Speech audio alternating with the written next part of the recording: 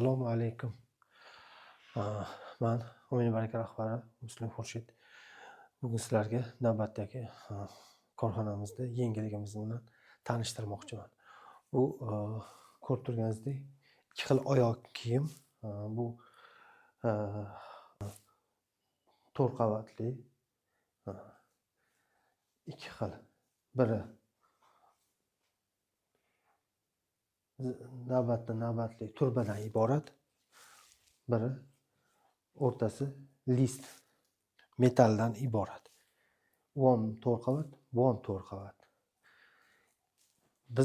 Bizning bu polkalarimizni oyoq qo'yadiganlarimizni o'ziga xos xususiyatlarini aytib o'taman. Shu xususiyatlardan biri, oyoq qo'yadigan qismining kengligi 30 santimetr qilganmiz.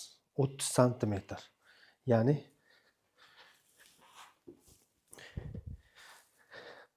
mana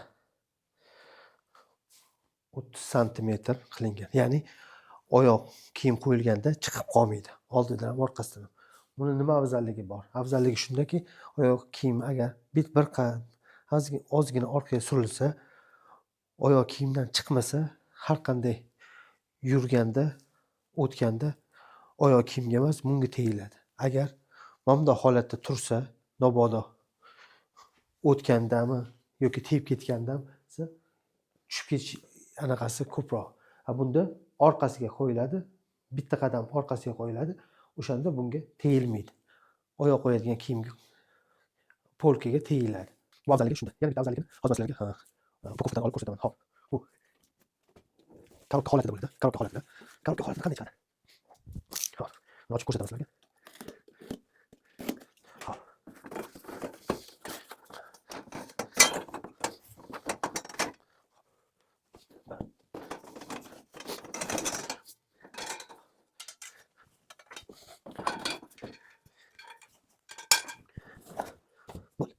To'rtta. Bu qismi chiqadi. To'rtta. Ikki dona bu qismi chiqadi. Boshqa hech narsadan iborat emas. Buni yig'ish qo'lga qilganmiz. O'ziga xos qo'lga qilganmiz. Hozir ko'rsatamiz. Bunga hech qanday svarka, boshqa narsa ishlatilmaydi. O'ziga xos konstruksiya bo'yicha qilganmiz. Hozir ko'rsatamiz. Hop. To'rtta buni chiqadi, ikkita buni chiqadi. Hop. Mana ko'ryapsizlar. Eni 30 santimetr, 5 ta ishlangan. Uznasi 3 ta oyoq kiyim qiladigan holatda, ya'ni 60 santimetr qilingan. Eni 30 santimetr, 5 ta turba ishlatilgan. Hop. Endi ikkinchisi esa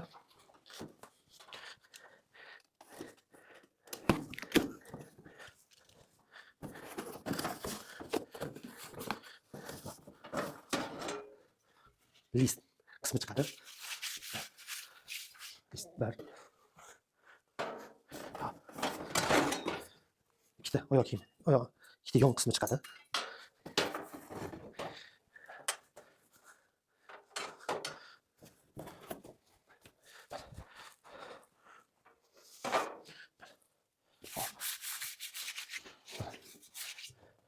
Hop, 30 santimetr list qilingan, juda baquvvat qilingan. Hop, orqasi.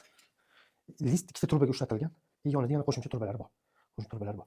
Hech qanday teshi, svarka bilan ishlatilmagan. Faqat o'zi xos konstruksiya bo'yicha bir-biriga qotirilgan, bolt gayka bilan bir-biriga qotirilgan. Buni afzalligi shundaki, agar biron detaliga shikast yetsa, o'sha joyini boltdan yechib olib almashtirsa bo'ladi. Xohlagan joyini. Listga shikast yetadimi? Ikkita chetdan olinadi, yechiladi bu, yechiladi. Yengisiga almashtirish mumkin. Yoni qismimi, har qanday qismi. Hop. Mana shu chiqadi. Endi boshqa hech narsa bo'lmaydi, tayyor bo'ladi. Foydalanuvchi buni oladi, shu holatda chiqadi. Chiqqandan keyin buni hozir yig'ishni ko'rsataman, qanday yig'iladi. Hop. Shu listikini ko'rsatamiz. Hop.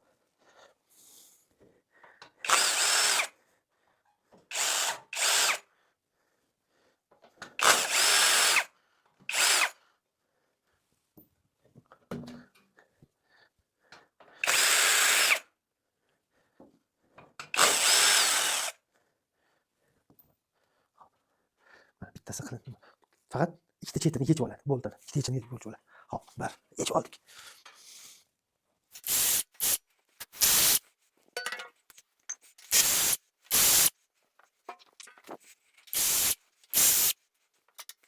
Yechib oldi.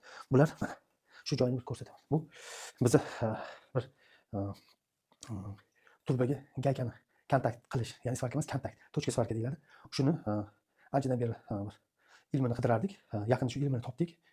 Bu bizni gaykaga turbani kirgizib kontakt qilganmiz. Gaykani turbani ichiga kirgizib kontakt qilganmiz. Qanday kontakt qilishimiz, sifatlar anaqalarini keyingi videolarimizda ko'rsatamiz. Unda ham yengillik qilgan joyimiz bor. Xo'p, kontakt qilingan. Sifatini ham tekshirib beramiz. Hech qanday svarka anaqalari ishlatilmagan, tez, qulay qilib ishlatilgan. O'ziga o'shanda xuddi turba listga qotgandek bo'ladi xolos. Ichida gaykasiga qotadi, ustiga qotgandek bo'ladi. O'shanda u hech qanday plastmassa hech narsadan ishlatilmagan. Faqat gaykani turbaga kontakt qilganmiz. Buni ilmini o'sha bilmasdik. O'zi buni o'ylab yurardik, qanaqa qilinadi. Keyin biz yaqinda shuni topdik. O'sha qanday kontakt qilishimizni ham keyingi videoda xolos ko'rsatamiz. Xo'p, shu holatda bo'ladi. Nam olinadi.